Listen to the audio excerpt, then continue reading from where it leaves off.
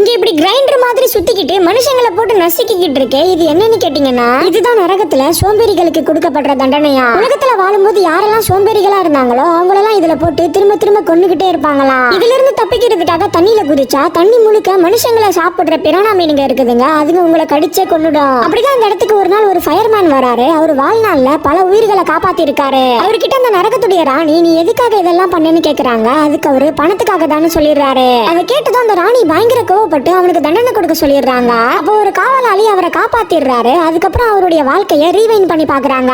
தாத்தா இவருடைய வாழ்நாள்ல ஏகப்பட்ட வேலையை பார்த்திருக்காரு. ஹோட்டல்ல வேலை பாக்குறது, டெலிவரி பாயா வேலை பாக்குறது, பப்ளிக் டாய்லெட்டை கழுவுறது, டிரைவர் வேலை பாக்குறதுன்னு சொல்லிட்டு வாழ்நாள் முழுக்க வேலைகள்லயே கழிச்சு அவருக்கு கிடைக்கிற கொஞ்ச நேரத்துல மட்டும் தான் ரெஸ்ட் எடுத்து தூங்கி இருக்காரு. ஆக்சுவலா இவரு இதெல்லாம் எதுக்காக பண்ணிருப்பாருன்னா இவருடைய அம்மாவுடைய உடல் நலம் ரொம்பவே மோசமா இருந்திருக்கும். அது மட்டும் இல்லாம இவருடைய தம்பியுடைய படிப்புக்கும் ஃபீஸ் கட்டணும். அதுக்காக தான் இவரு பணம் இருந்திருப்பாரு. இதெல்லாம் கேட்டுட்டு நரகத்துடைய ராணி இவரை ஒண்ணு